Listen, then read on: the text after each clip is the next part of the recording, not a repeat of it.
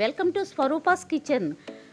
నేనండి మీ రూపని. అందరూ బాగున్నారండి? నేను బాగున్నాను. ఈరోజు ఎంతో టేస్టీగా సజ్జపిండితో ప్లస్ కొబ్బరితో బూరెలు చేయబోతున్నాను.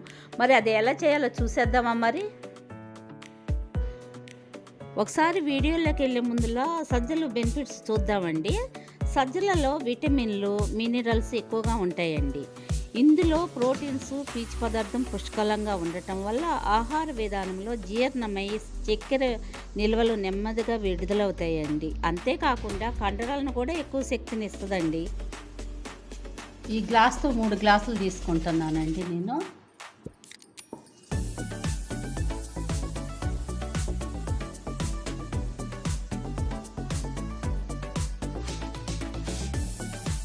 కొబ్బరి చిప్ప తీసుకున్నానండి. ఇది సన్నగా తరిగి మనం మిక్సీ పట్టేసేసుకున్నాం, ఇట్లా పీసులు చేసి. మిక్సీ పట్టుకున్న ఈ కొబ్బరి, ఎండు కొబ్బరి మిక్సీ పట్టుకున్నాక అది కూడా ఇందులో వేసేస్తున్నానండి. ఇట్లా మొత్తం వేసేసేయాలి.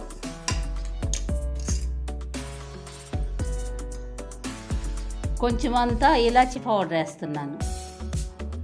ఇప్పుడు ఇదంతా ఇట్లా కలిపేసేసుకోవాలి. మనం ఇప్పుడు అంతలో పాకం పెట్టుకుందామండి. పాకం రెడీ చేసేసుకుందాం. 4 గ్లాసులు సజ్జపిండి వేసాం కదండి. ఇప్పుడు నేను 1 గ్లాసు వాటర్ పోస్తున్నాను.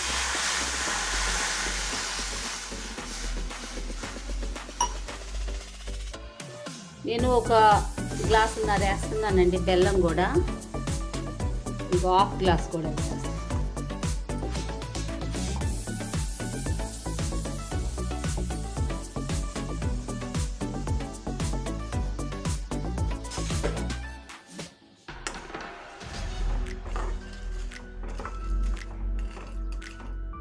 ఇప్పుడు చూసారుగా మరిగిందండి పాకం.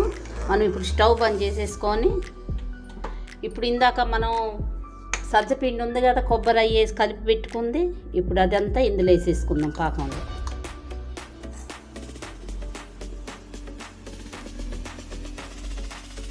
ఇప్పుడు మనం ఇట్లాగా పిండినంతా ఇట్లా కలుపుకుందామండి. ఇట్లా కలుపుకోవాలి ఉండలు లేకుండా.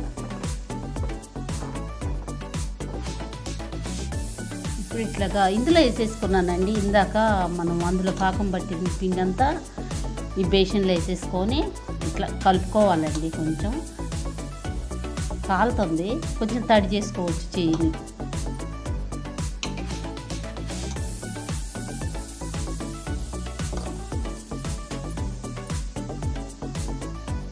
చూసారుగా చపాతీ పిండిలాగా ఇట్లా ముద్ద చేసుకోవాలండి.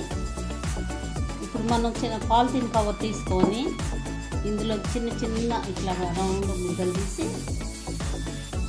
మనం బూరెల్లాగా పెట్టుకోవాలండి. ఇప్పుడు మనం కళాయి పెట్టుకున్నాం కంటే ఆయిల్ పోసేసుకున్నాం. ఇందులో కొంచెం తడి చేసుకోవాలండి చేతికి.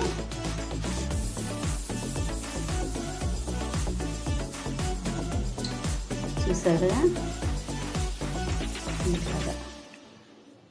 4 వైపులా మంచిగా వచ్చేటట్టు ఇట్లా ఉత్తుకోవాలండి. చూసారుగా.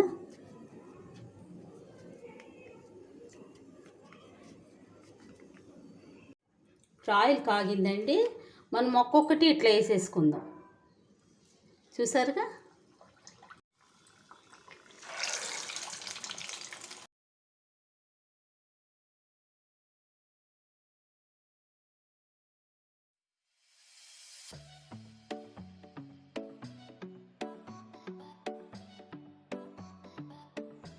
చూసారు కదండి, సజ్జపిండితో బెల్లం బూరెలు ఎంతో టేస్టీగా రెడీ అయినాయండి.